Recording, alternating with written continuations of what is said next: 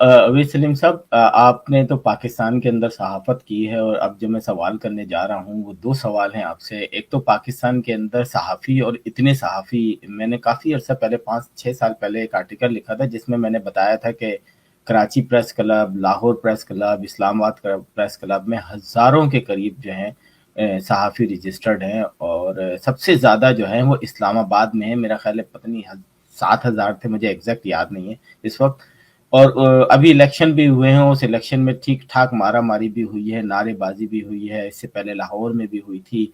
और एक और सवाल के सेनेटर शीरी रहमान ने ट्वीट की है कि अगर सहाफ़त पे पाबंदी नहीं है तो हामिद मीर को किस चीज़ की सज़ा मिल रही है। तो ये दो सवालों के जवाब हैं आपके पास कि आप पाकिस्तान में सहाफ़ी अक़दार कहाँ देख रहे हैं? देखिए, सहाफ़त पे पाबंदी तो है। ज़ाहिर है हमारे मुक़्तदर हलके जब किसी से खुश होते हैं या नाराज़ होते हैं तो वो इसी तरह पाबंदियों के ज़रिए अपना मैसेज देने की कोशिश करते हैं। कभी पाबंदी लग जाती है, कभी पाबंदी उठा ली जाती है। वो अपनी खुशी से ज़ाहिर स्क्रीन से दूर नहीं है। सो शहरी रहमान ने जो इसके ज़रिए मुद्दा उठाने की कोशिश की है, मेरा ख्याल है वो बिल्कुल सही है। जहाँ तक बात है सहाफ़ियों की सियासत की, तो इस पर मेरा ख्याल है कि सहाफ़ियों को सोचना चाहिए। वो टाइम आ गया है कि मैं बड़े अरसे से ये कह रहा हूँ कि सहाफ़ी अपने इलेक्शंस में और जो ट्रेड यूनियन की सियासत है उसमें वो तमाम हरकतें करते हैं, और शायद ज़्यादा बुरे तरीके से करते हैं जिसका इल्ज़ाम वो सियासतदानों पर लगाते हैं। वो जो एक सहाफ़ियों का और कम्युनिटी का क्लब होना चाहिए था प्रेस क्लब्स को, वो प्रेस क्लब अब सियासत का गढ़ बन गए हैं। उसमें माली मनफियत दाखिल हो गई है, उसमें मुख्तलिफ किस्म के ग्रुप्स दाखिल हो गए हैं, जिसमें लैंड माफिया भी है, जिसमें कब्जा ग्रुप्स भी है, जिसमें और मुख्तलिफ किस्म की इल्लतें शामिल हैं।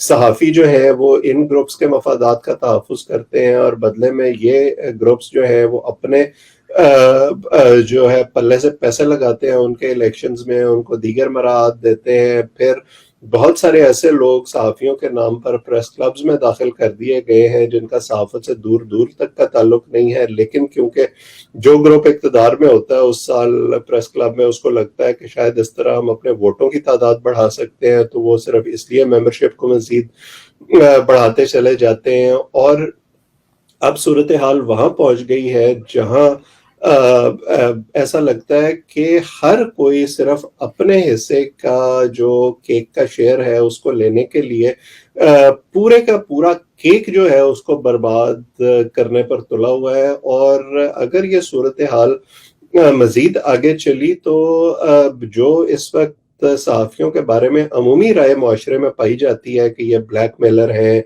ये अपने काम से संजीदा नहीं हैं, ये लिफाफे लेते हैं वगैरह वगैरह, मेरा ख्याल है इसको मजीद तकवीत मिलेगी। और ये पेशा जो है अपनी हुर्मत तो बड़ी हद तक पहले ही खो चुका है। इसमें बाकायदा जो है वो माफिया का अंसर शामिल हो जाएगा। इसलिए ज़रूरी है कि जो जिम्मेदारान हैं हमारे प्रोफेशन के अपने अपनी जगह पर, अब आप देखें ना कि अगर आप जो फेडरल यूनियन ऑफ जर्नलिस्ट है उसकी बात करें तो उसके 3-4 ग्रुप हैं। पंजाब यूनियन ऑफ जर्नलिस्ट की बात करें तो उसके 3-4 ग्रुप हैं। प्रेस क्लबों के इलेक्शन की बात करें तो उसमें 3-3, 4-4, 5-5 धड़े बनने शुरू हो गए हैं। सो जब तक असूल नहीं होगा और वो असूल एक तरह से एप्लीकेबल नहीं होगा, तमाम लोगों पर स्क्रूटनी नहीं होगी कि कौन सहाफ़ी है कौन नहीं है, और सिर्फ वोट लेने के लिए और उन वोटों की बुनियाद पर हर किस्म का जायज़ और नाजायज़ फ़ायदा उठाने के लिए ये इलेक्शन लड़े जाएंगे, तब तक यही सूरत हाल रहेगी और मज़ीद ख़राब होगी।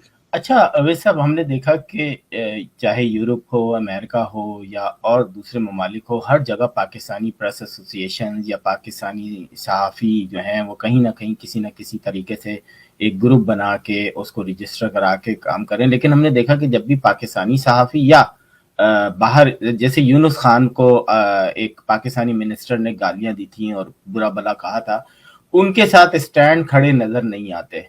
वहां पर उनमें से कोई भी ऐसा जर्नलिस्ट नहीं है, 5% भी ऐसे जर्नलिस्ट नहीं है। यहाँ पसंद और नापसंद आ जाता है, हुकूमती जर्नलिस्ट आ जाते हैं या आजाद जर्नलिस्ट आ जाते हैं।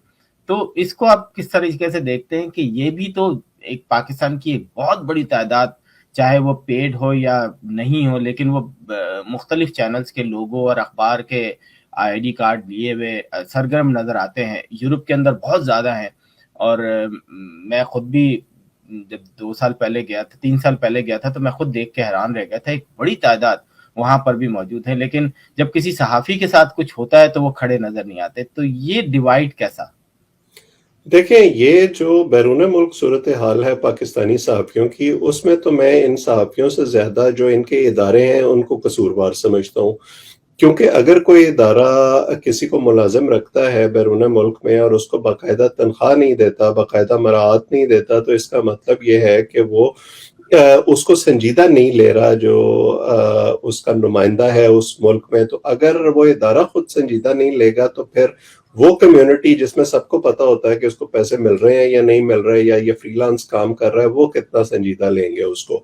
پھر آپ مجھ سے زیادہ بہتر جانتے ہیں کہ ایسے بہت سارے صحافی جو ہیں ان کا یہ باقاعدہ پروفیشن نہیں ہے، وہ سائٹ پہ کوئی اور کام کرتے ہیں. ان کا جو اصل کام ہے وہ کچھ اور ہے. سو وہاں بھی ظاہر ہے کہ چھوٹی سی کمیونٹی ہوتی ہے، لوگ جانتے ہیں ایک دوسرے کو اور وہ اپنے مفادات کے تحت کام کرتے ہیں. جیسے میں پہلے بھی کہہ رہا تھا کہ پاکستان میں بھی یہی مسئلہ ہے جو دڑے بندی ہو رہی ہے، کہ مفادات اس اصول پر حاوی آ گئے ہیں.